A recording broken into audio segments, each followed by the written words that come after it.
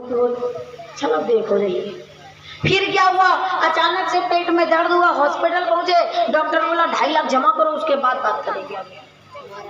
50,000 नहीं जमा कर पाए, कितने जमा करने पड़े? तो निकल तो फिर वो जाएगा अपने आप। सबसे पहले पैसा माला में लगे। माला अर्थात पूजा पाठ कथा भागवत, इससे बचाओगे तो आला में लगेगा। आला मतलब मालाम कंजूसी कैले हो, आलम कंजूसी नहीं लगेगी। डॉक्टरी में लग जाएगा, उसमें नहीं लगा। तमाम लोग लगे हैं डॉक्टर मास्टर वकील, सब ले, मतलब पैसा आपके पास रुकने वाला नहीं है। तो दान दक्षिणा करना बहुत आवश्यक है। महाराज वसुदेव जी जब जब पुत्र होता था, कृपा हमेशा बनी रहे। बोलिए भक्तवत्सल भगवान की, देवी मैया की। महाराज वसुदेव जी पुत्र होता था तो सोच लेते थे इतनी गौओं का दान मैं करूंगा। अब वहां तो मजबूर है, कहां से गैया दान करें, खुद के खाने की व्यवस्था नहीं। लेकिन जब वहां से आज समय आया तो उन्होंने उन्हें जितनी गौएं संकल्प करने करी थी, सोची थी इतनी गौएं देंगे, तो सब गौएं के सींग और खुर मढ़वा कर ब्राह्मणों को दान दिया। उसके बाद में भगवान का जनेऊ हुआ। यज्ञोपवीत के बाद में चढ़ा दीजिए।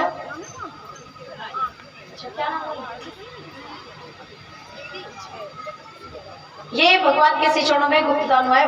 भगवान की दया दृष्टि हमेशा बनी रहे। भगवान समस्त शुभ मनोकामनाएं पूर्ण करे। यज्ञोपवीत के बाद फिर भगवान नंदादी के पास में आए, जहां पर वो बगीचे में रुके थे सब लोग, और उन सबसे कहा अब आप लोग वापस वृंदावन चले जाइए। नंद बाबा बोले बेटा तुम्हारे बिना हम कैसे जा सकते हैं? अरे कृष्ण, हम तुम्हें यहाँ छोड़कर यूं तो नहीं जा सकते। मैं बिना तुम्हारे मनमोहन कैसे वृंदावन जाऊंगा।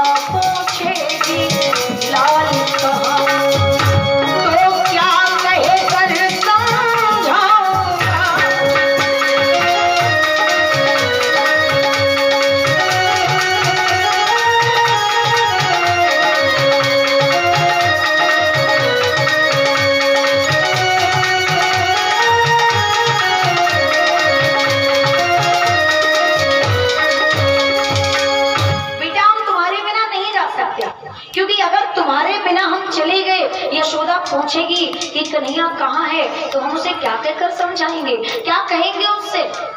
भगवान ने कहा बाबा आप लोग जाइए, मैं सच कहता हूँ 2-4 दिन में मैं आ जाऊंगा। नंद बाबा बोले पक्का 2-4 दिन में आ जाओगे? हाँ भगवान बोले 2-4 दिन में तो आ ही जाएंगे। नंद बाबा बोले 2-4 दिन का मतलब कम से कम 10 दिन में तो आ जाओगे ना? भाई 2-4 दिन मांग रहे हो, 10 दिन में आ जाओगे?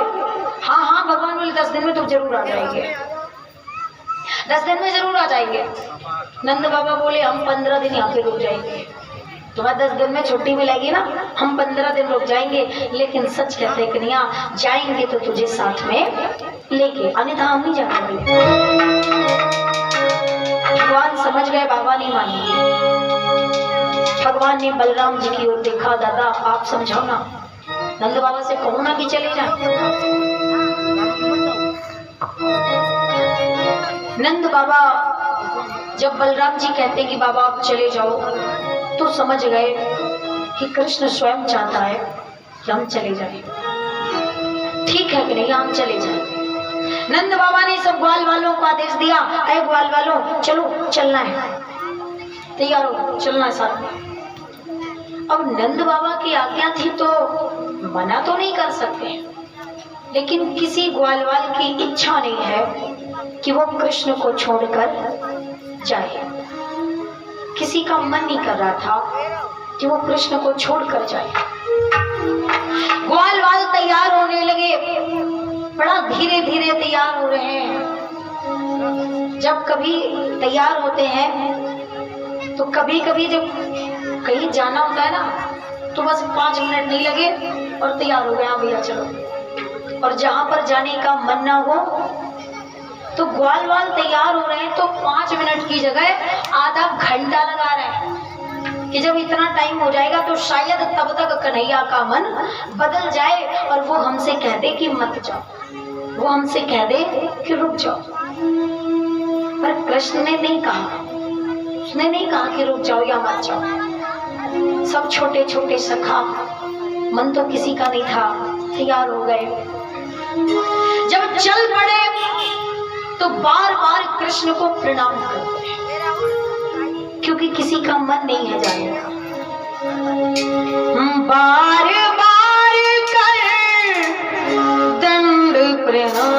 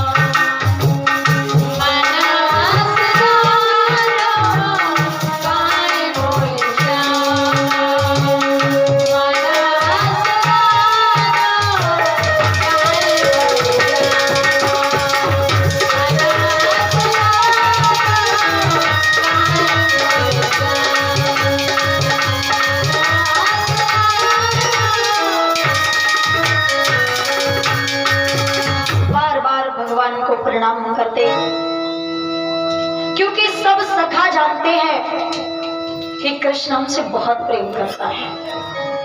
भगवान तो सबको चाहते हैं, भगवान तो सबसे प्रेम करते हैं, लेकिन प्रति सखा के हृदय में ये भावना है कि कन्हैया और किसी से प्रेम करे या ना करे, कन्हैया और किसी को चाहे या ना चाहे, लेकिन हमें सबसे ज्यादा चाहता है।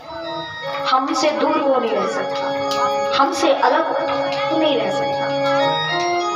इसलिए सब ग्वालवाल बार बार प्रणाम करते हैं। शायद कन्हैया रोक ले, नहीं रोका, चल पड़े, जा आगे रहे हैं और देख पीछे मुड़ मुड़ कर रहे हैं। पुनः पुनः बार बार पीछे मुड़ते कि शायद कन्हैया अब रोक ले, अब रोक ले, क्योंकि किसी का मन नहीं है जाने का।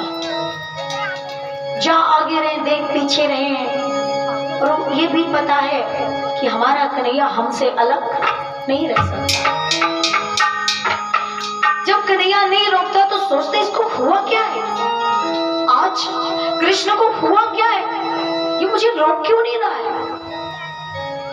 अरे जो हमसे कभी दूर नहीं रह सकता, वृंदावन में रहते थे, कभी खेल खेल में छोटे छोटे सखा छुप जाते थे, छोटे छोटे सखा छुप जाते हैं तो कन्हैया उनको ढूंढता है, बड़ा ढूंढा, और जब मिला है ढूंढते तो ऐसे जैसे कुछ खो गया हो, और जब मिल गया तो थोड़ी सी नक्शेबाजी, थोड़ा सा डांटता है, छिपा था तू, अरे तुझे पता है ना मैं तुझसे दूर नहीं रह सकता, तू जानता है ना कि तू आंखों के सामने नहीं होता है तो पता नहीं कैसा लगता है, अरे तुझे पता है ना कि तुझसे दूर, तुझसे अलग मैं अकेला हो जाता हूँ, मैं अकेला पड़ जाता हूँ, लेकिन तू फिर भी मुझसे दूर चला जाता है, तू फिर भी मुझसे अलग हो जाता है। और आज वही कन्हैया जो एक क्षण के लिए अलग नहीं होता था, एक सेकंड के लिए अलग नहीं होता था, आज वो कैसे कह सकता है कि चले जाओ, आज वो क्यों नहीं कह रहा है कि रुक जाओ। है तो जरूर कोई कारण, कुछ पर न जाने क्या। फिर चिताई कृष्ण की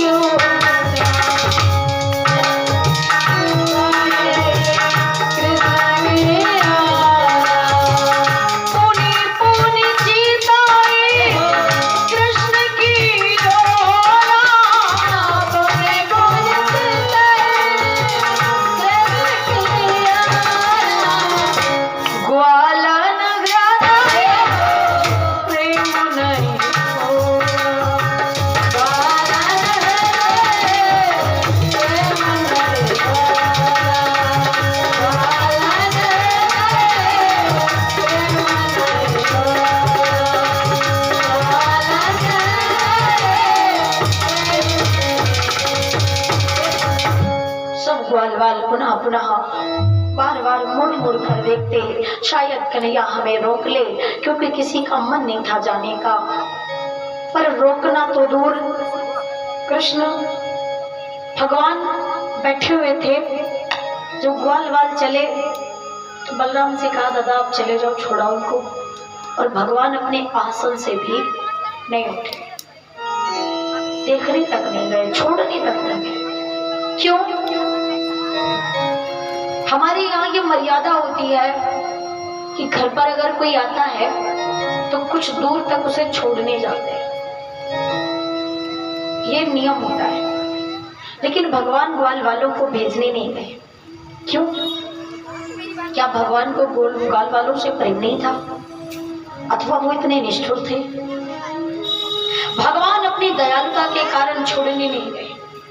भगवान निष्ठुर नहीं है, वो बहुत प्रेम करते हैं ग्वाल वालों से, लेकिन छोड़ने नहीं गए। बैठे थे तो बैठे रहे। क्यों? क्योंकि भगवान जानते थे कि अगर आज मैं इन लोगों को भेजने जाऊंगा तो भेज नहीं पाऊंगा, या तो मैं इनके साथ चला जाऊंगा अथवा मैं इनको वापस ले आऊंगा।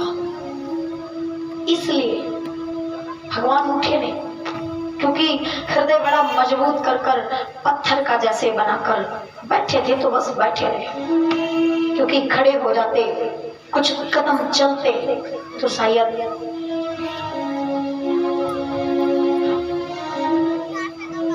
ग्वालवाल पुनः पुनः पीछे मुड़ मुड़ कर देखते हैं, कृष्ण तो भेजने भी नहीं आया। गांव के किनारे तक आ गए। बलराम जी जब लौटे तो सखाओं ने चरण पकड़ लिए। बड़े भैया, हम जानते हैं कृष्ण हमसे बहुत प्रेम करता है, वो हमारा सबसे अच्छा मित्र है, वो हमारा सबसे सच्चा सखा है, और आज उसी कन्हैया ने हमें रोका नहीं। इसका मतलब है या तो कोई कारण है, अथवा शायद हमें लगता है हमारे कन्हैया का कुछ मूड खराब है। पर हम जानते हैं आज मूड खराब है तो क्या हुआ, कभी ना कभी अच्छा जरूर होगा।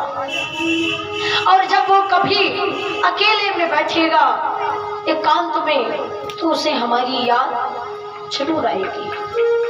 वो कितने लोगों के भी मध्य में क्यों ना हो, तो कृपा कर कर ग्वालवाल निवेदन करते हैं, कहूं दंडवत प्रभु से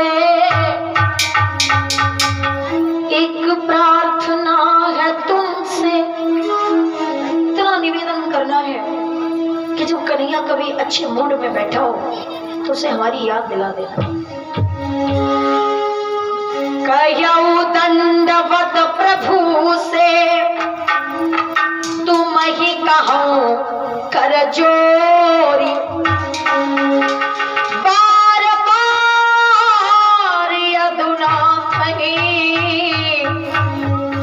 सुरती करायहु मोरी, सुरती करायहु मोरी। कृष्ण को हमारी याद दिला दिया करना, कन्हैया को हमारी याद दिला दिया करना। ग्वालवाल वृंदावन चले आए और प्रतिदिन का उनका कार्य बन गया बस इंतजार, सुबह से शाम तक, शाम से सुबह तक, कि आज कृष्ण जरूर आएगा, आज नहीं आए तो कल आएगा। इधर भगवान पढ़ने के लिए विद्यालय गए। 12 वर्ष की उम्र थी, जनेऊ हुआ। जनेऊ के बाद समय आता है विद्याध्ययन का। भगवान को समस्त लीलाएं करनी थी। नहीं, भगवान को क्या जरूरत थी स्कूल जाने की, क्या जरूरत थी विद्यालय जाने की, सब कुछ तो जानते हैं, लेकिन लीला जो करनी थी। अवंतिकापुरी, जिसे हम आप उज्जैन के नाम से जानते हैं, उज्जैन में शिप्रा नदी के पावन तट पर काश्यप गोत्री ब्राह्मण महाराज शांतिपन मुनि जी का आश्रम है। वहां भगवान पढ़ने गए। सारहस्यो धनुर्वेदम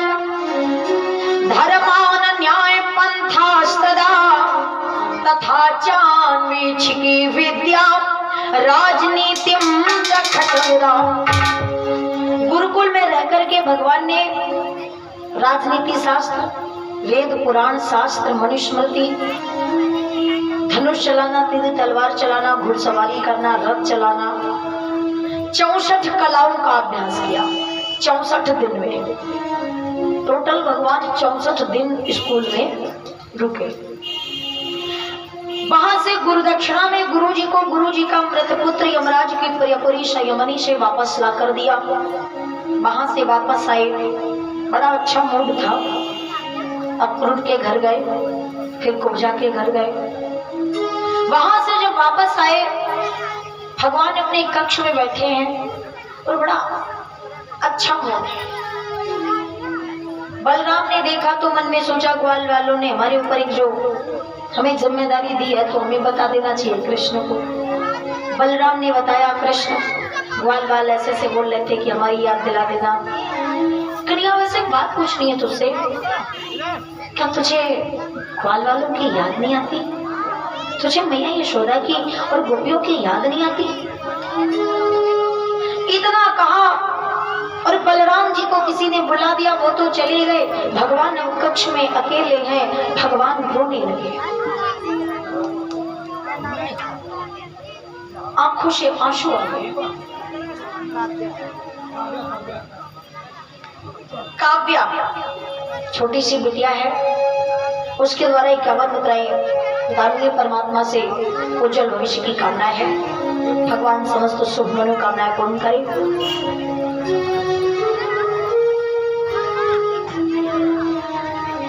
भगवान को गोपियों की याद आ गई, मैया यशोदा की, ग्वाल वालों की याद आ गई। ग्वाल वालों का दुख सुना, क्योंकि चाहते तो भगवान भी गोपियों को, ग्वाल वालों को साथ में रखना, लेकिन ऐसे कैसे रख ले?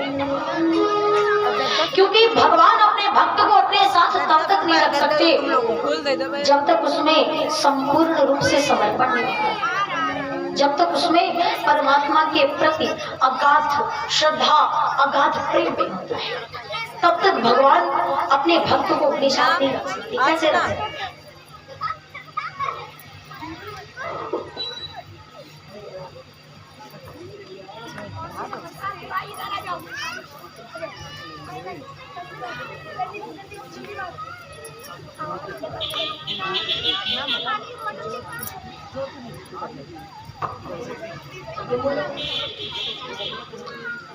अंबिका शुक्ला जी, इनके यहाँ से माल्यार्पण हुआ है। साथ में 51 मुद्राएं मुझे तथा 10 मुद्राएं मंच पर बैठे हुए सभी भैया लोगों के लिए माल्यार्पण हुआ है। परमात्मा की दया दृष्टि हमेशा बनी रहे, भगवान समस्त शुभ मनोकामनाएं पूर्ण करे। परिवार रूपी बगिया हमेशा माला जैसे एकता में बनी रहे, परिवार के सदस्य फूलों से मुस्कुराते रहे, भगवान से कामना है। और दिव्य ज्योति है ना, दिव्य ज्योति मिश्रा, हाँ जानते हैं हम, दिव्य ज्योति मिश्रा, इनके यहाँ से 501 मुद्राओं का दान भगवान के श्री चरणों में हुआ है। परमात्मा की दया दृष्टि हमेशा बनी रहे, क्योंकि आपके द्वारा पिछले साल हमें डिक्शनरी की बुक दी गई थी, तो हमने अपने घर पे रख रखी है, याद रहता है। परमात्मा की दया दृष्टि हमेशा बनी रहे, भगवान समस्त शुभ मनोकामना पूर्ण करे। बोलिए देवी मैया की जय, शंकर भगवान की जय। भगवान तब तक अपने भक्तों को अपने साथ नहीं रख सकते जब तक उनमें संपूर्ण समर्पण नहीं होता। अब हम आप प्रेम तो भगवान से करते हैं, लेकिन समर्पण मन के किसी न किसी कोने में छिपा बैठा है जो दुनिया के लिए, और ये हम आप नहीं जानते, लेकिन भगवान बहुत अच्छी तरीके से जानते हैं। लेकिन ग्वाल वालों का दुख सुनकर भरी आए तब राजीव नयना, भरी आए तब राजीव नयना। गोपियों की याद आई, ग्वाल वालों की याद आई, कमल सरीखे नेत्रों में आंसू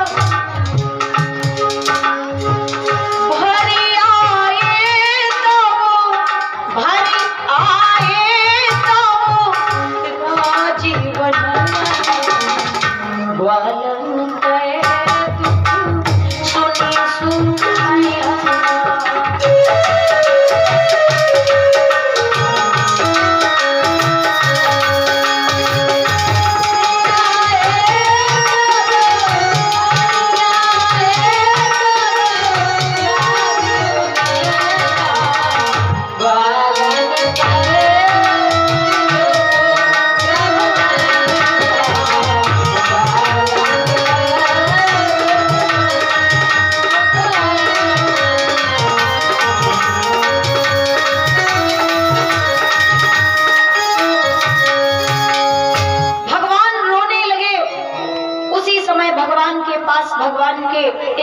का आना हुआ।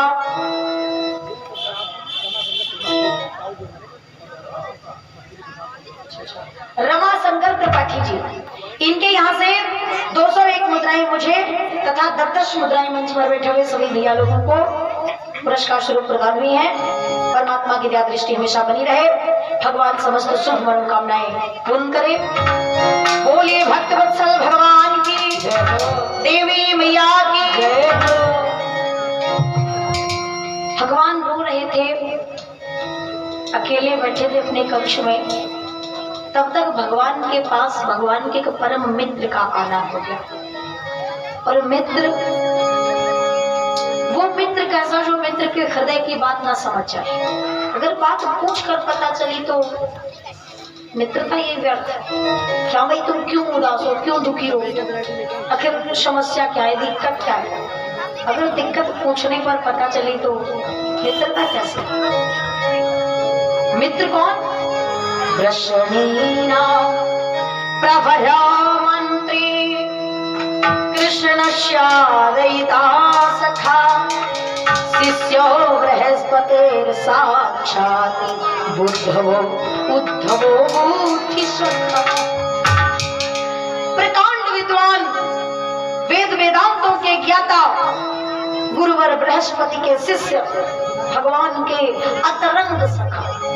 अतरंग अर्थात भगवान कृष्ण के जैसे, मित्र ही नहीं है, एकदम मतलब सकल सूरत भी एक जैसी, अतरंग रंग भी एक जैसा है, और एक दूसरे की हृदय की बात जो बिना पूछे समझ जाए, जो बिना पूछे जान जाए।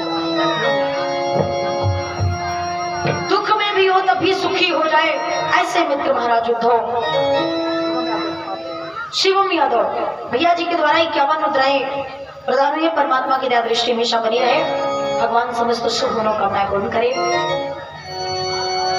उद्धव ने भगवान को देखा तो देखते ही पहचान गए, अरे कन्हैया तुम रो रहे हो? भगवान ने आंसू को पूछा, नहीं, अरे मैं जानता हूँ, गोपियों को याद कर रहे हो ना, ग्वाल वालों को, यशोदा को याद कर रहे हो ना? भगवान ने कहा हाँ। उद्धव, भगवान ने कहा क्या बात है, अरे इतने दिन हुए बिछड़े हुए तो भूल जाओ ना, जरूरी है याद करना। भगवान कहते हैं असंभव है। उद्धव मोहि ब्रज बिसरत उद्धव, मैं ब्रज भूल नहीं सकता।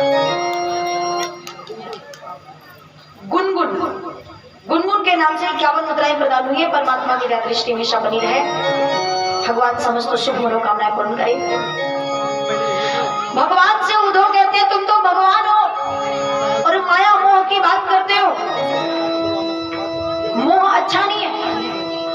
अरे भगवान कहते हैं माया मोह और प्रेम दोनों में अंतर होता है भाई, लेकिन मोह और प्रेम में अंतर क्या होता है ये कोई ज्ञानी के समझने की बस की बात तो ज्ञानी है। और प्रेम किसी किताब को पढ़ने से नहीं होता है, प्रेम पुराण का अध्ययन करने से नहीं होता है। प्रेम तो तभी होता है जब किसी प्रेमी का संग मिलता है। उद्धव तुम ज्ञानी हो,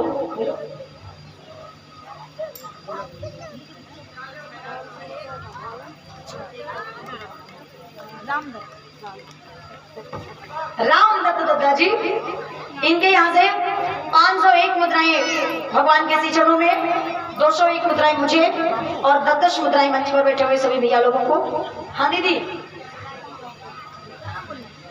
नाम क्या बताओ? आवाज नहीं कर रही, क्या बताइए? थोड़ा तेज बोलो। कनक,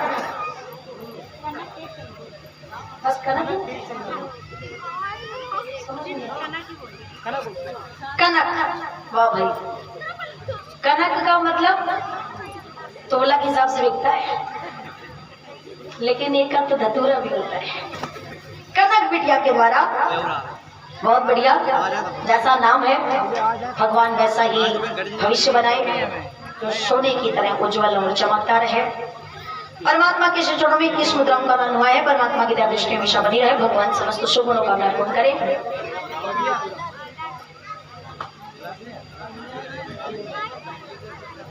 वाह भाई बहुत बढ़िया। जितेंद्र सिंह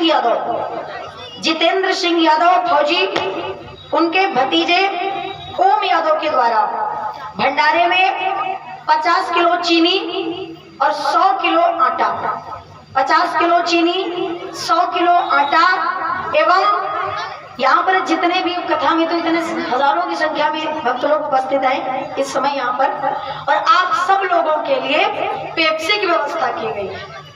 बहुत बढ़िया बात है भाई, गर्मियों के मौसम में, और इतना कुछ बहुत बहुत धन्यवाद। 50 किलो चीनी, 100 किलो आटा और जितने लोग यहाँ पर उपस्थित हैं सबके लिए कोल्ड ड्रिंक की व्यवस्था भैया जी के द्वारा हुई है। परमात्मा की दया दृष्टि हमेशा बनी रहे, भगवान समस्त शुभ मनोकामनाएं पूर्ण करे। भैया जी भगवान की कथा में चीनी का सहयोग कर रहे हैं, परिवार के सदस्यों के मध्य हमेशा मिठास बनी रहे, भगवान से कामना है। बोलिए भक्तवत्सल भगवान की, देवी मैया की। भगवान उद्धव से कहते हैं कि तुम वृंदावन चले जाओ, गोपियों को वैराग्य का पाठ पढ़ा दो, और गोपियां हमें याद नहीं करेंगी तो हम भी उन्हें याद करना छोड़ देंगे, क्योंकि याद एक तरफ से नहीं होती है। वो हमें याद करें तभी तो मैं याद कर रहा हूं उन्हें, तो तुम चले जाओ। अब जब एक साइड से तार कट जाएगा, शॉर्ट हो जाएगा, तो दूसरी तरफ से कभी ना कभी रिश्ता एक के चलाए चलता है क्या? ताली एक हाथ से नहीं बजा करती, एक आदमी कितनी भी कोशिश कर ले, जब तक दूसरा खुद नहीं चाहेगा तब तक कोई भी रिश्ता हो नहीं चल सकता। तो बोले वो याद करना छोड़ दे तो मैं छोड़ दूं। उद्धव जी महाराज वृंदावन जाते हैं और वहां गए थे ज्ञान सिखाने, उधर से प्रेम की भाषा सीख कर लौटे। गोपियों से कहा तुम भगवान के भक्त बन जाओ, भगवान में मन लगाओ। गोपियां कहने लगी मन तो हमारे पास है ही नहीं, लगाए कहां से? मन कितने होते हैं? तो मन 10-20 नहीं हुआ करते, हमारे पास तो एक ही मन था, वो भी अब है नहीं, था है कहां पर? एक हतो सो गयो श्याम संग, हमारा मन तो कृष्ण के पास है। एक हतो गयो श्याम संग, अब को आराधेइस उद्धव मन न भय 10-20, मन 10-20 नहीं हुआ करते। उद्धव जी राधा मैया को गुरु बनाकर वहां से वापस लौटते हैं। समय व्यतीत हुआ और हम आपको आज ठाकुर जी की शादी में शामिल होना है, तो रास्ता बहुत दूर है, इसलिए शीघ्र चलना होगा। मथुरा में भगवान के ऊपर जरासंध बार बार आक्रमण करता है, 23 चौड़ी सेना लेकर 17 बार भगवान ने उसे परास्त किया। इस बीच कालेवन आक्रमण करता है तो भगवान रण छोड़कर भाग जाते हैं। यहीं से भगवान का एक नाम पड़ा है रणछोड़। बोलिए रणछोड़ भगवान की। रण छोड़कर भागे भगवान तो रणछोड़ जाकर के धवलागिरी गुफा में प्रवेश कर गए, जहां पर इक्ष्वाकु वंशी राजा मानधाता का पुत्र मुचकुंद सो रहा था। उसके द्वारा कालेवन का संहार हुआ। मुचकुंद भगवान का दर्शन करना चाहता है, पीतांबर देखता है तो कहता है कृष्ण मैं जानता हूं कि तुम यहीं कहीं हो, लेकिन अभी मुझे दिख नहीं रहा, मुझे तुम्हारा दर्शन करना। कन्हैया तुम्हें नजर देखना, कन्हैया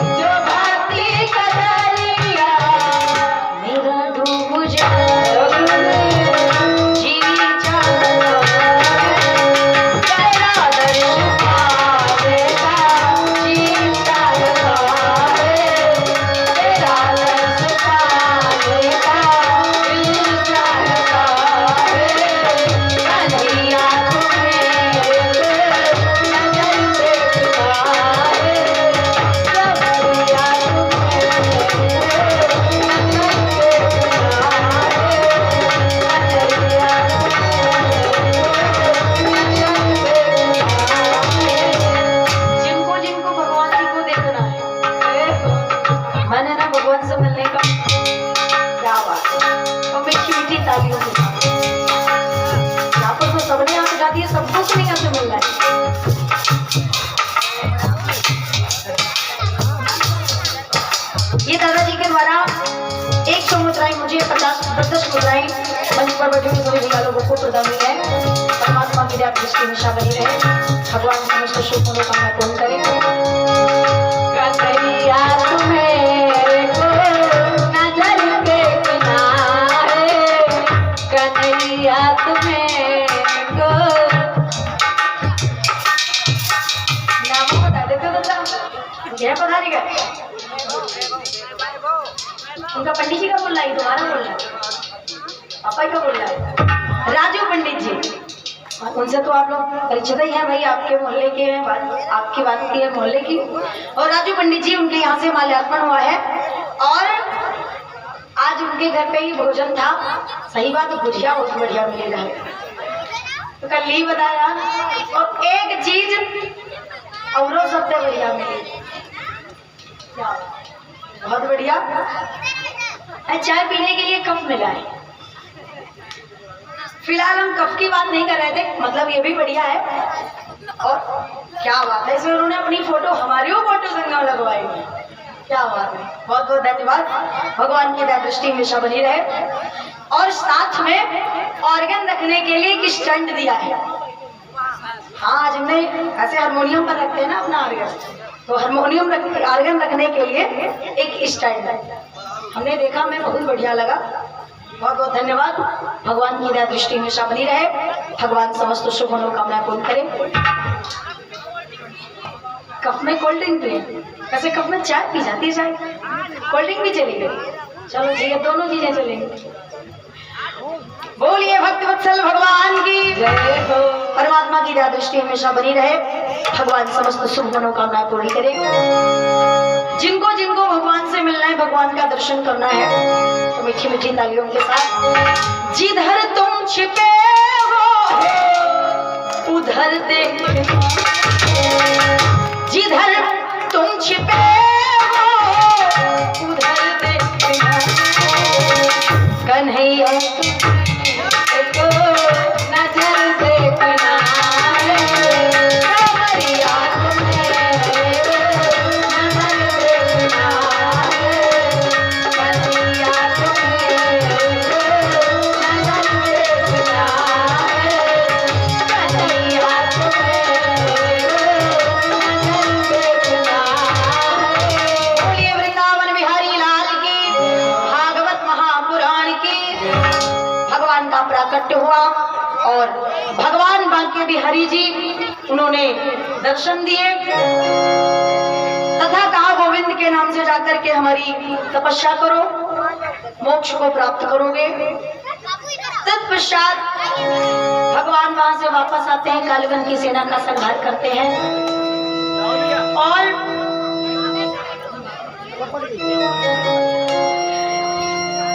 18वीं बार जरासंध ने विचार बनाया, योजना बनाई रात में आक्रमण करने की।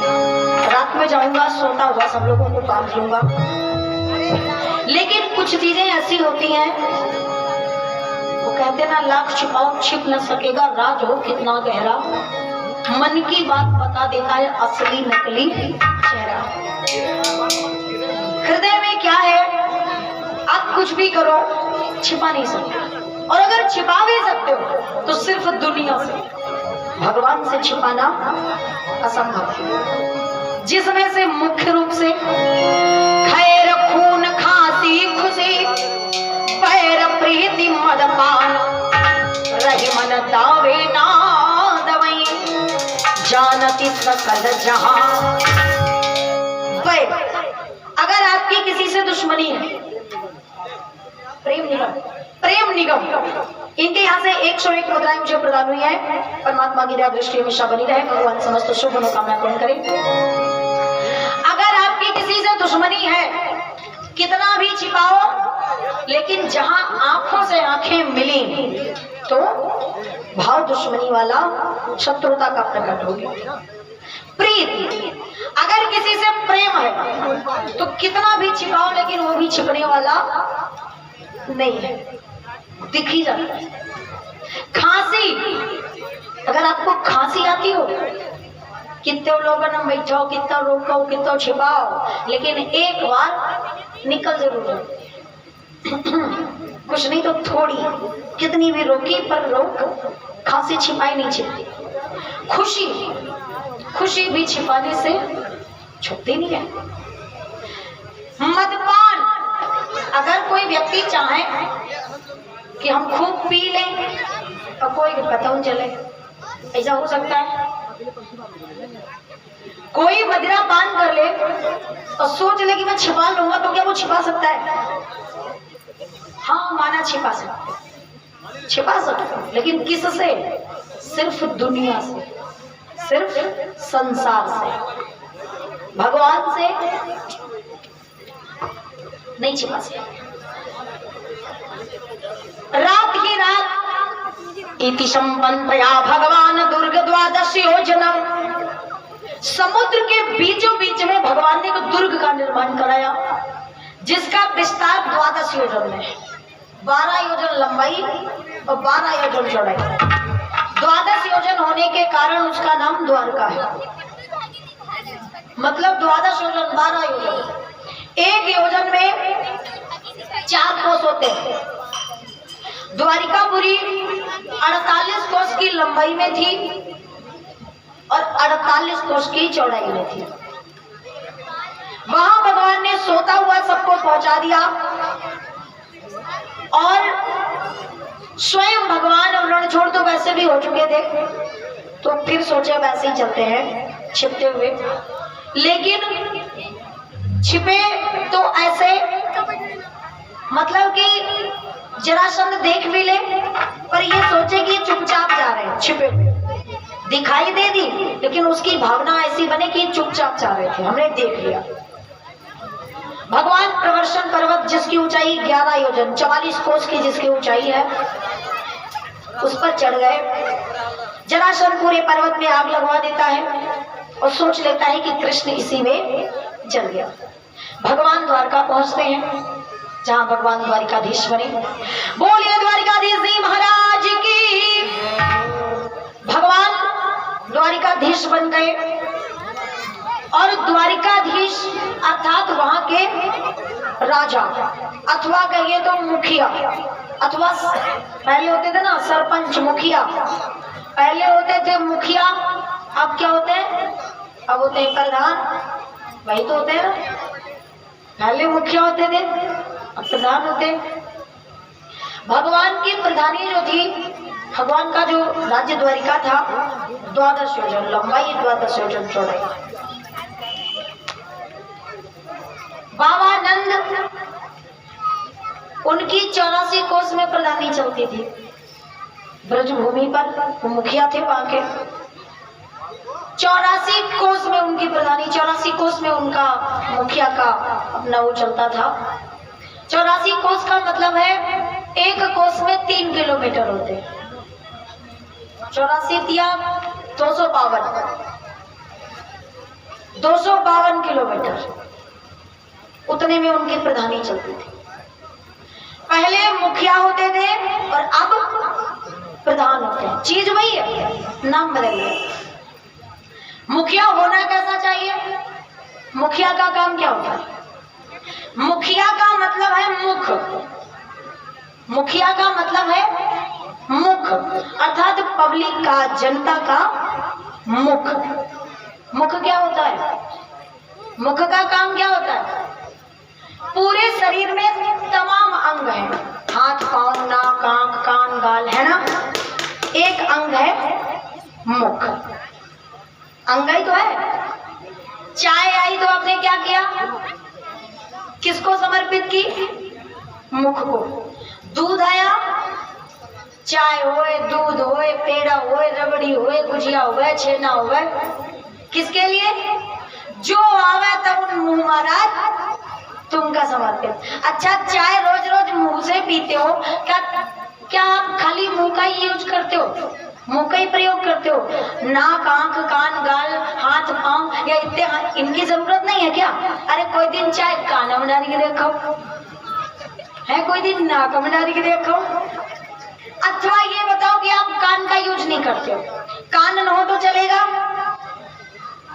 नाक न हो तो चलेगा, आंखें ना हो, रोटी रोज मुंह से खाते हो, कोई दिन आंखें न रखी के देखो, सब्जी थोड़ा नमक उमक लगा के देखो आंखों में, सारी चीज मुंह को ही क्यों दे देते हो? ये नाइंसाफी नहीं है क्या? मतलब जितनी खाइबे पीवे वाली चीजें हमें तो उन एक आदमी एक बैनामा है, एक आदमी ठेका लिखा दो, लो तब तुम्हें सब ले लो, छेना हो तो तुम ले, रबड़ी हो तो तुम्हें लो, चाय हो तो तुम्हें लो, जो हो तो ऐसा क्यों? वो सारी की सारी चीज मुख को समर्पित कर दिया आपने, तो ये नाइंसाफी नहीं है? हम आप जितनी चीजें होती है वो मुख, और एक बात बताएं, मुंह बहुत खराब है। मुंह जो होता है ना पूरे शरीर में सबसे खराब होता है।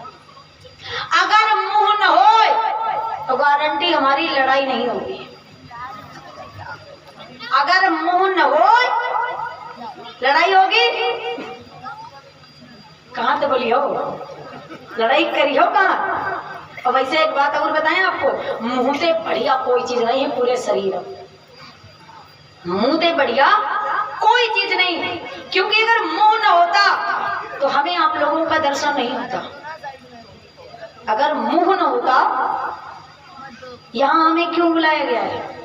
बिटिया बोल लो, अब मुंह न हो, है बढ़िया भी है खराब भी। अब हमारे पास ज्यादा नहीं, अगर 5 मिनट के लिए मौन हो जाऊं, 5 मिनट के लिए चुप हो जाऊं, तो भी सब लोग पूछने लगे क्या होगा बिटिया, बोला वो तो क्या होगा बिटिया। मतलब 5 मिनट के लिए अगर चुप हो जाए तो दिक्कत, हम 5 मिनट के लिए चुप हो जाए तो दिक्कत, और तुम सब जनी बतलाए लगती हो तो हमका दिक्कत ही जाती है। अगर हम न बोले तो दिक्कत, और आप सब लोग अगर बोलो तो दिक्कत, तो हमें दिक्कत में। एक जने बोलो एक जने सुनो। हमारी ड्यूटी इस समय लगाई गई है बोलने की, और आपकी इस समय ड्यूटी है चुप रहने की, सुनने की। बात चल रही थी मुख की। मुख का काम, हम आप जितनी चीजें आती हैं किसको देते हो? खाने पीने वाली मुख को। ईमानदारी की बात, आपने जितनी चीजें मुख को दी, मुख ने अपने पास क्या रखा?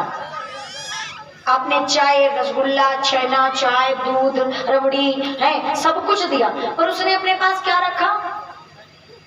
उसने क्या किया? सप्लाई कर दिया। किसको? पूरे शरीर को, जिस अंग को, जिस चीज की, जिस तत्व की आवश्यकता थी उसने सप्लाई कर दिया। मुखिया मुख सो चाहिए, खान पान को एक, पालई पोसई सकल अंग, तुलसी सहित विवेक। मुंह कभी चोरी करता है? कोई चीज अपने पास रखता है? रखता है। कभी कभी मुख चोरी करता है। बढ़िया दाल जो जीरा से उसमें तड़का लगाया गया हो और आराम से खाना, देखना चोरी मुंह करता है कि नहीं करता। जो सब्जी में आता है वो हरा वाला सोया लोग सब्जी खाओ, अथवा सब्जी में धनिया पड़ा हो फिर खाओ। मुंह चोरी करता है कि नहीं करता है? रोज रोज नहीं करता, लेकिन कभी कभी कर लेता है। अब प्रजा अगर कुछ काम करे तो राजा रोकता है, और जब राजा चोरी करे लगे, राजा को कौन रोकता है? मंत्री। राजा को मंत्रणा देता है मंत्री। मुख का मंत्री कौन? मुख का मंत्री है जीव।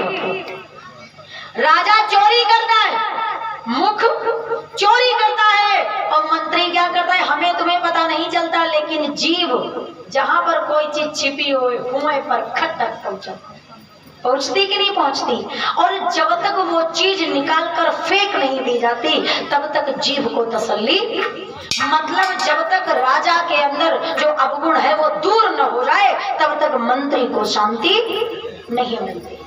ये है मुख, और मुख का मंत्री। उसी प्रकार है मुखिया। जितनी चीजें आती हैं गवर्नमेंट से, चाहे वो कोई भी योजना हो, कोई भी चीज हो, किसके पास आती है? हर गांव वाले के पास तो नहीं आती ना, खाता अकाउंट में आती है प्रधान जी, मतलब मुखिया के। अब उसका काम क्या है? पालई पोसई सकल अंग। मुखिया है पब्लिक का, मुख है मतलब जनता का, तो उसके पास सारी चीजें उसको दी गई और उसका काम क्या है? पूरी पब्लिक को सप्लाई करना, जिसको जो जरूरत है वो उसे प्रदान करना।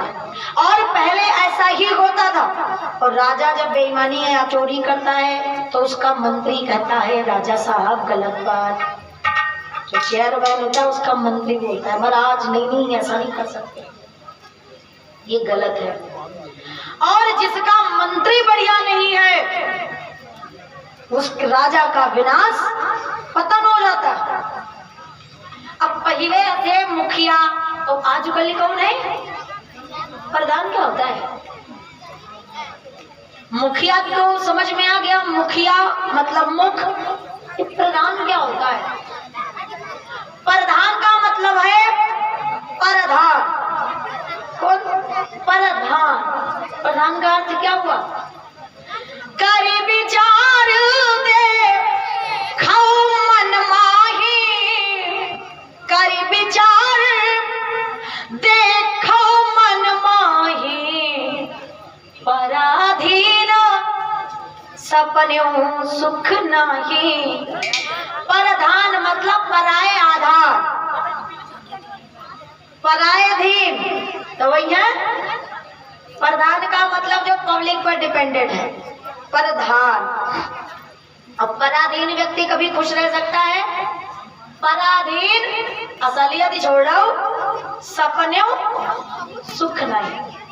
अब हो गए हैं प्रधान, चाहे जहां की प्रधानी हो, चाहे जहां की ग्राम सभा हो, आप चले जाओ पब्लिक में 4 लोगों पर पूछोगे तुम्हारे प्रधान कैसे है, कछु दे दो दुनिया के देते हो, हमका नहीं पता, हमका नहीं एक कॉलोनी लोग भाई दुनिया के देते हो तो पता नहीं, हमका नहीं कोई कौन चीज। मतलब पब्लिक खुश नहीं है क्योंकि उसको कुछ मिला। अच्छा फिर तुरंत चले जाओ प्रधान के दे रहे, और प्रधान जी आपके खूब फायदा उठाया हो पंचवर्षीय, बड़ा मजा किए हो, तो प्रधान का है वो दत्ता दही बात, ईमानदारी की बात बताइए ध्यान, कोई चीज अब की हमने जितनी चीजें आई सबकी सब सही बात अपने तीर्थी कुछ चीजें प्रधानों तीर कुछ भाई ना है, अब पब्लिक का कुछ नहीं, यही सुखी ना, तो पराधीन सपने सुख नहीं, यही है प्रधान। ध्यान दें, ये अनिल दीक्षित जी आवास विकास हंसपुरम नौबस्ता से, इनके यहाँ से 2160 मुद्राएं और साथ में, अच्छा एक ही महीने इतने का आ रहा है। अच्छा चलो बहुत बढ़िया बात है। 2160 मुद्रा, वही तो हम सोच रहे थे कि ये कौन सी धनराशि है, तो इन्होंने ये फॉर्चून टी भंडारे के लिए रिफाइन की व्यवस्था की है। 2160 मुद्राओं का सहयोग इन्होंने भंडारे में किया है। परमात्मा की दया दृष्टि हमेशा बनी रहे, भगवान समस्त शुभ मनोकामनाएं पूर्ण करे। बोलिए देवी मैया की, फूलमती माता की। मतलब मुखिया का काम होता है पब्लिक को सुखी रखना।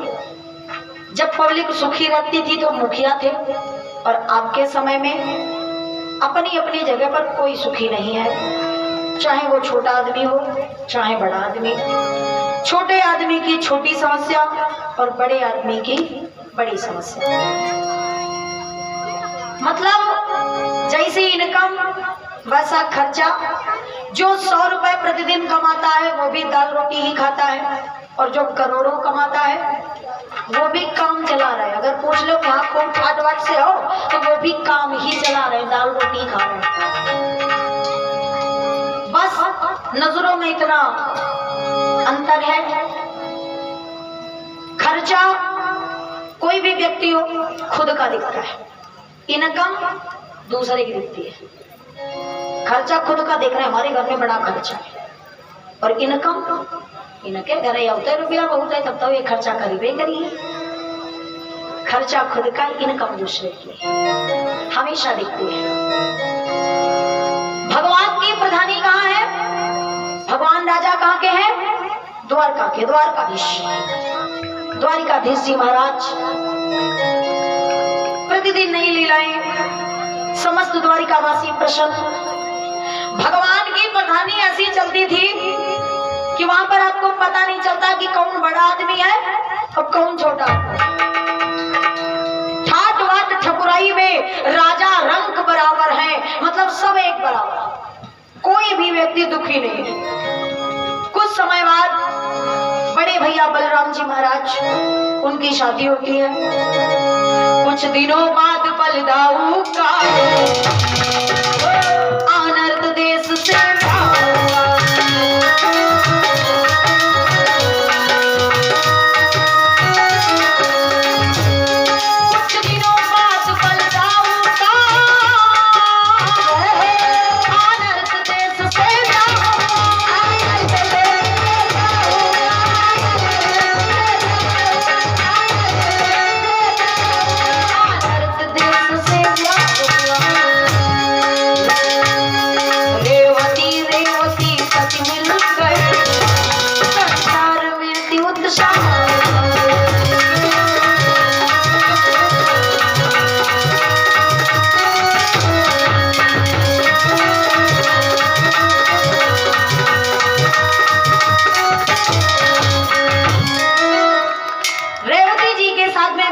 महाराज का विधि पूर्वक पानी ग्रहण संस्कार संपन्न हुआ। रेवती मैया सर्वांग सुंदरी है, पटानी के रूप में भगवान को भाभी प्राप्त हुई। तत्पश्चात भगवान के लिए भी एक पत्रिका आती है, एक चिट्ठी आती है। और पहले के समय में ये चिट्ठी संदेश यही सब चला करता था।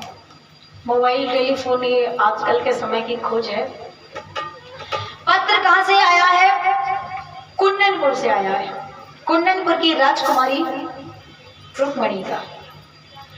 कुंदनपुर विदर्भ देश के अंतर्गत पड़ता है। विदर्भ देश को आजकल के समय में, हम पहले के समय में देश छोटे छोटे हुआ करते थे, बुलंदशहर के नाम से जानते हैं।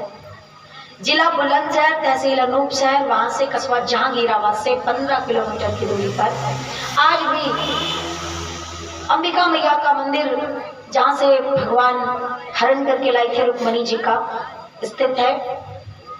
मान्यता है कि वो देवी मैया आज भी समस्त भक्तों की समस्त शुभ मनोकामनाएं पूर्ण करती हैं।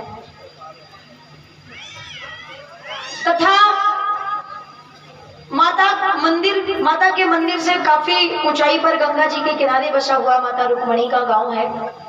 वहां की लगी हुई पताका आपके कुसमांडा गेट से दिखाई पड़ती है। अपने यहाँ जब कथा होती है तो माता रुक्मणी या देवी रुक्मणी कहकर संबोधित करते हैं, वहां पर बिटिया रुक्मणी कहकर संबोधित करते हैं, क्योंकि रुक्मणी जी वहां की बिटिया है। रुक्मणी जी कुंदनपुर की रहने वाली हैं। पिता का नाम भीष्मक और माता का नाम है शुद्धमत। तथा समस्त शुभ लक्षणों में संपन्न रुक्मणी मैया के 5 भाई हैं। रुक्मग्रजो रुक्मरथो रुक्मबाहुरनन्तरा रुक्मकेशो रुक्ममाली रुक्मण्डेशां स्वशासति। 5 भाई हैं, रुक्मरथ, रुक्मकेश, रुक्मबाहु और रुक्ममाली। सबसे छोटी रुक्मणी जी हैं। जब रुक्मणी जी की अवस्था विवाह योग्य हुई तो उनकी माता ने अपने पति से कहा कि हमें अपनी कन्या का विवाह करना चाहिए। तो राजा ने सभा समाज जोड़ा और सब लोगों से पूछा कि भाई हमें अपनी कन्या का विवाह करना है, कहाँ करें? किसी ने किसी को बताया। रुक्मणी जी का जो सबसे छोटा भाई था रुक्ममाली, वो कहता है कि अगर हमारे बहनोई भगवान कृष्ण बने तो ये भाग्य की बात होगी। सबने तो वहां में यहाँ मिला दी, लेकिन जो रुक्मणी जी का बड़ा भाई था जिसका नाम है रुक्म।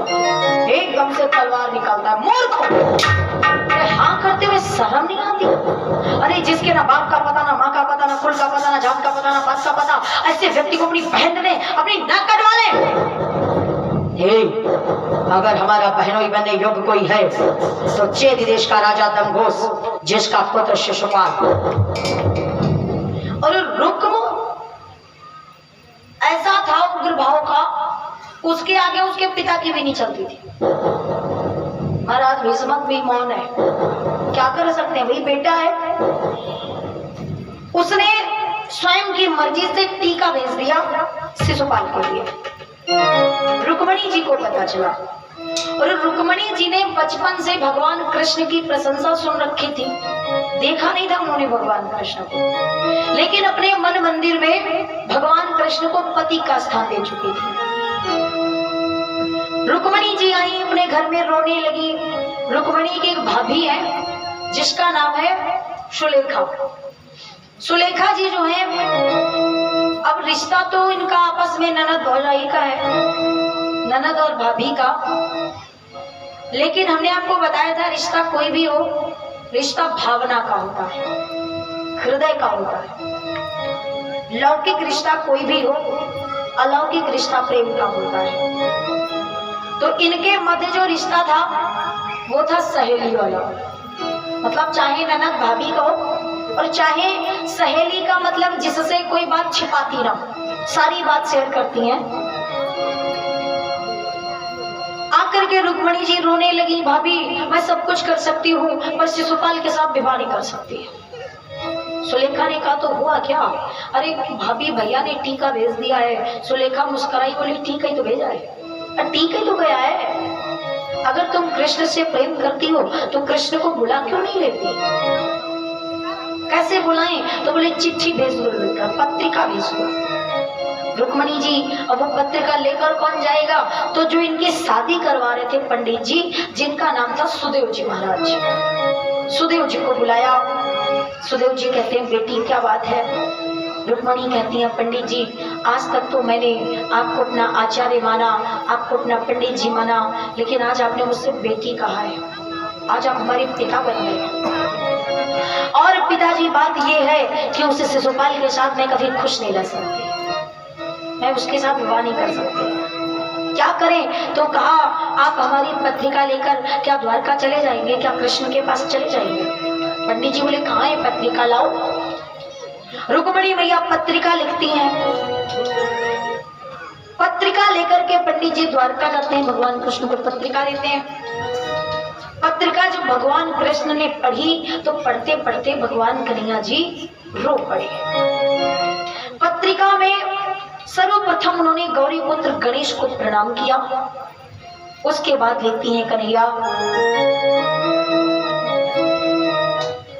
इस जन्म में मैं राजा की पुत्री राजकुमारी हूँ। सच कहती हूँ, खेलने खाने और सोने के अलावा मैंने कोई काम नहीं किया।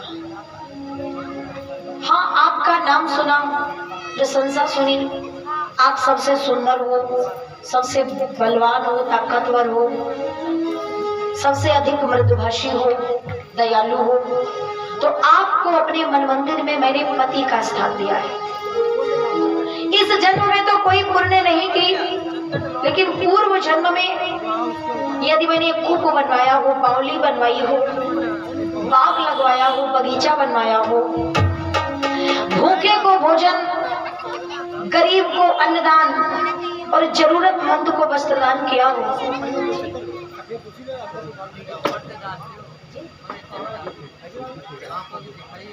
गुड्डू सिंह दादाजी दुकान वाले जी, गुड्डू सिंह श्रीवास्तव, अच्छा गुड्डू श्रीवास्तव, प्रसाद लीजिए भैया।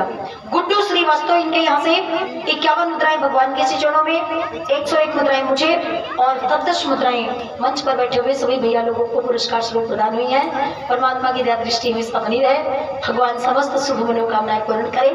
बोलिए देवी मैया की, शंकर भगवान की।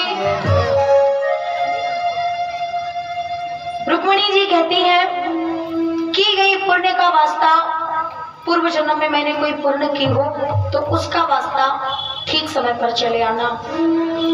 आज के ठीक तीसरे दिन मतलब परसों मेरी शादी है।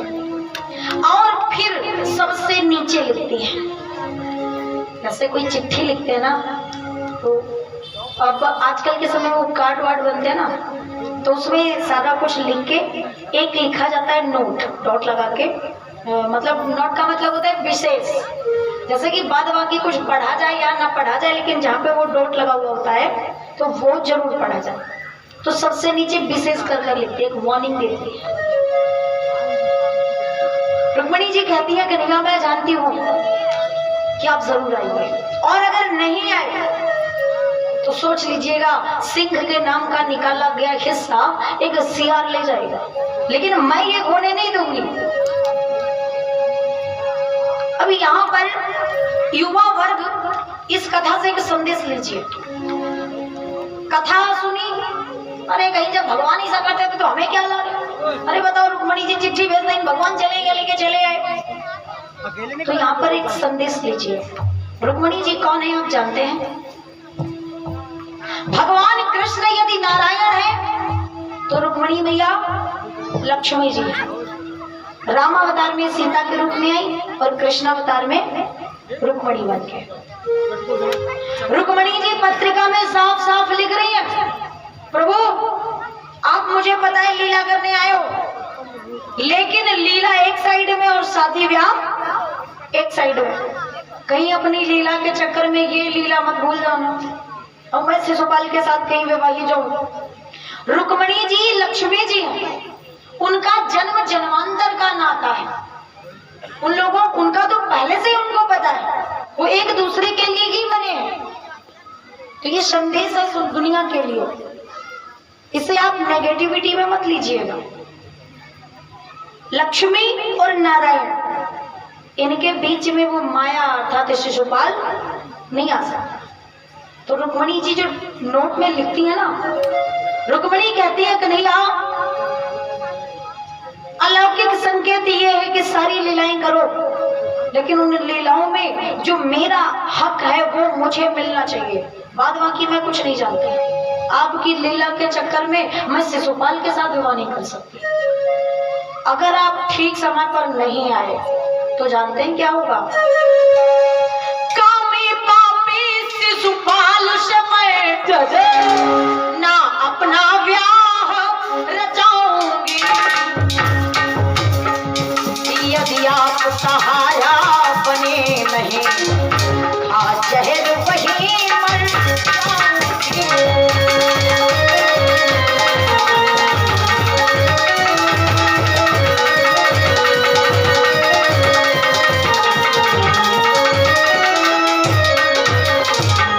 मैं मर जाऊंगी जहर खाकर, इसलिए आपको आना पड़ेगा। पत्रिका पढ़ी भगवान ने और प्रेम भरी वो धमकी कि अगर आपने ऐसी बात नहीं मानी तो देख लेना। फिर ये देख लेना जो है ना, ये प्रेम भरी धमकी है। भगवान कहते हैं क्या बात है, मतलब नक्शेबाजी भी प्रेम में दिखाई जा रही है। अगर नहीं आए तो देख लेना। फिर भगवान ठाकुर जी कहते हैं मैं जरूर आऊंगा। और पंडित जी की ओर देखते हैं। पंडित जी कहते हैं वैसे तो मैंने कभी किसी से कुछ नहीं मांगा, लेकिन आज मैं तुमसे मांगता हूं, मेरी बिटिया को अपना लो, रुक्मणी को अपना। भगवान ने पूछा क्यों पंडित जी, अपना तो ले, लेकिन ठीक ठाक है ना? मतलब अरे मतलब रुक्मणी मुझसे प्रेम करती है कि ऐसे ही? अरे चिट्ठी भेज दी हो, मुझे सुन रखा है, और जब देखे मैं इतने रंग का काला भी हूँ और अच्छा भी नहीं दिखता हूँ, है तो वहां पे मना कर दे। भगवान पंडित जी कहते हैं प्रभु रुक्मणी तुमसे बहुत प्रेम करती है। भगवान ने कहा सुनो, रुक्मणी जितना मुझसे प्रेम करती है ना, उससे 1000 गुना ज्यादा मैं उससे करती हूँ। वो मुझसे जितना करती है ना, मैं उससे 1000 गुना ज्यादा करती हूँ। और रुक्मणी पत्नी तो हमारी ही बनेगी, हम आपको वचन देते हैं। उसके बाद भगवान रथ लाते हैं और बड़े भैया बलराम से आज्ञा देते हैं दादा जाएं कि नहीं जाएं। देखो इतना बड़ा जिंदगी का फैसला, लेकिन भगवान ने भी बात यहीं पर है समझने की। भगवान यद्यपि रुक्मणी का हरण करने गए, लेकिन कैसे गए? बलराम से पूछा दादा जाएं कि न जाएं? बलराम ने कहा बिल्कुल कन्हैया जाओ। और जैसे ही कन्हैया जी गए, पीछे से बलराम ने बड़ी सुंदर सेना तैयार कर ली, क्योंकि बलराम को पता है लड़ाई झगड़ा हो सकता है, संभावना पूरी पूरी है। अरे लड़ाई नहीं होगी तो और क्या होगा? मंडप से किसी बिटिया का हरण करने जा रहे हैं तो लड़ाई वाली बात नहीं है, तो होना ही है। बलराम जी पीछे से सेना लेकर आते हैं। रुक्मणी इधर भगवान चुपचाप आए और उस शिशुपाल की बारात बड़ी धूमधाम के साथ गाजे बाजे पधारी। भव्य स्वागत किया रुक्मणी बारात का, सब संस्कार हुए। रुक्म को पता चल गया कि कन्हैया आ चुका है। वो पंडित जी के पास आता है, पंडित जी, हाँ जी।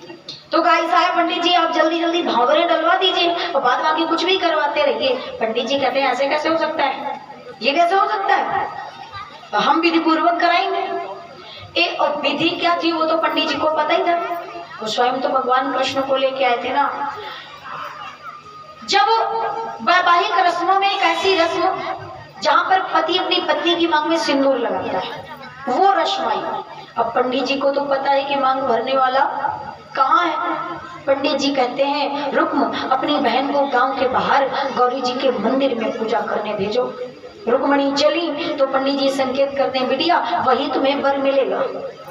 वर का मतलब वही तुम्हें कृष्ण जी मिलेंगे। रुक्मणी जी चली, सामने माँ खड़ी मिल गई तो लिपट गई माँ के गले से, रोने लगी बड़ी तेज। माँ कहने लगी गले से लगाए बिटिया इतना न रो, अभी इतना रो रही हो तो विदाई के टाइम पर कितना रोगी। रुक्मणी मैया कहती है मन ही मन में माफ करना माता जी, मैं तो ना विदाई का ही रो रही हूँ, क्योंकि अब वापस आकर विदाई मांगने का समय नहीं है। इधर भी सुरक्षा कर्मी उधर भी सुरक्षा कर्मी, बीच में रुक्मणी जी।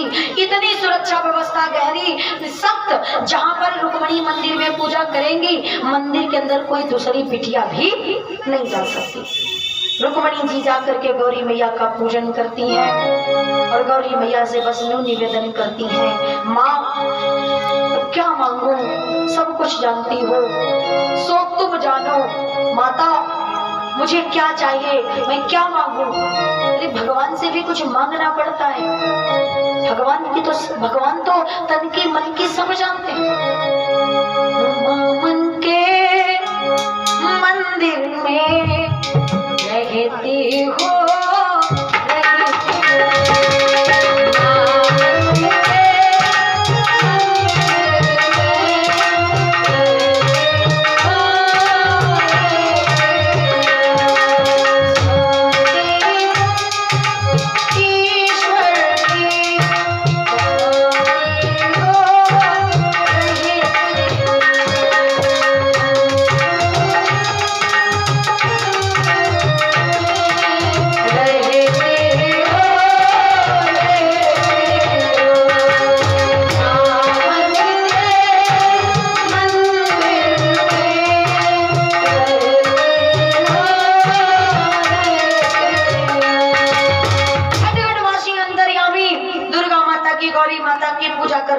कहती हैं कन्हैया इधर उधर देखा भगवान नजर नहीं आए तो कहती हैं सुनिए विश्वजानी मेरे मन की कहानी, आज तेरे नाम की भिखानी बदनामी सहूंगी मैं।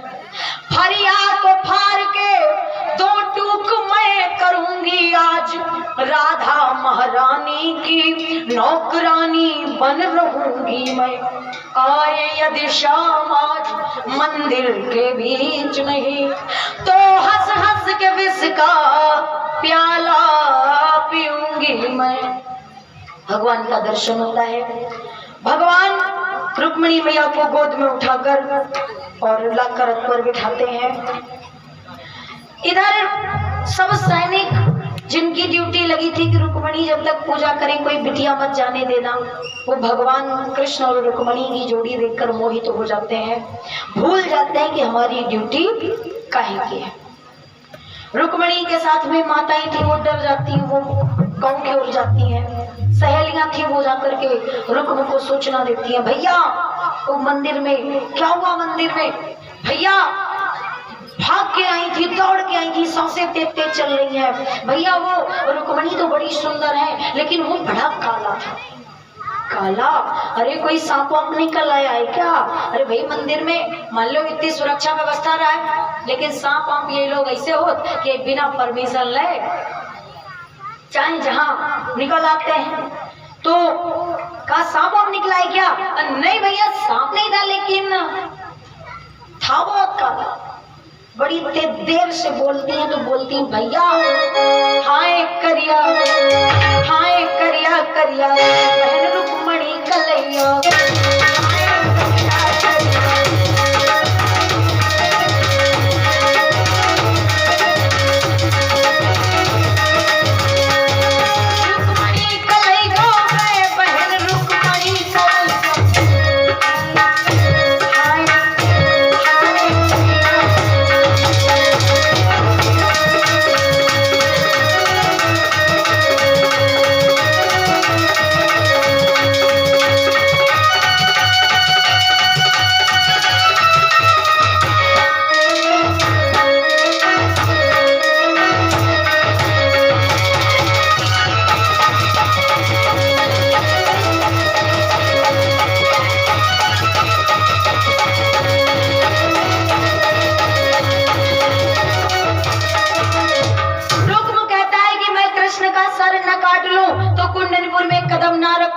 भगवान के साथ युद्ध होता है।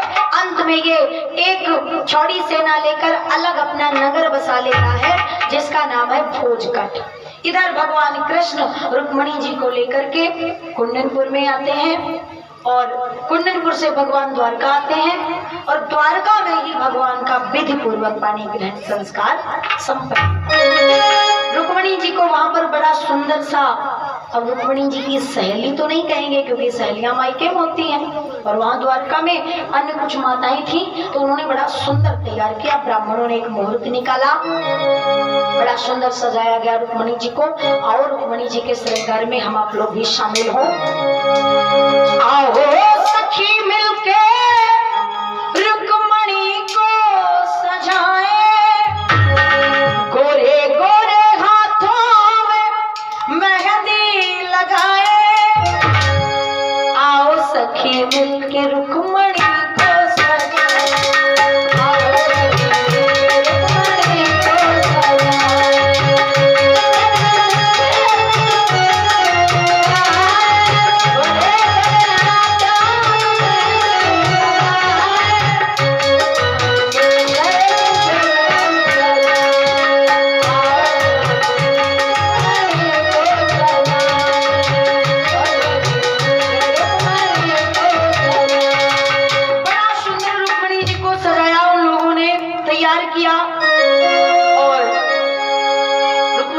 लेकर के जहाँ पर विवाह की समस्त तैयारियां की गई थी वहां पर आते हैं।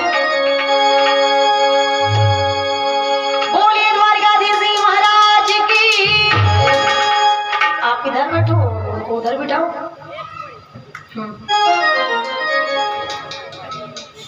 ध्यान दें, ये रुक्मिणी विवाह के पावन उपलक्ष्य में चंद्रमौली दुबे बर्रा 6 से 1100 मुद्राओं का दान कर रहे हैं, और मुन्ना सिंह और 50 किलो आलू भंडारे के लिए, और राम किशोर सक्सेना बर्रा 5 से इनके यहाँ से 2 बोरा आलू भगवान के से जो शोभित हुए हैं। परमात्मा की दृष्टि हमेशा बनी रहे, भगवान समस्त शुभ मनोकामना पूर्ण करे। बोलिए भक्तवत्सल भगवान की। मंडप में जब कृष्ण और रुक्मिणी जी दोनों लोग पधारे, मैंने बांध लिया प्रेम वाला कंगना। इतनी सुंदर जोड़ी है, जिनको जिनको अपने घर पे बुलाना है भगवान को, मीठी मीठी तालियों के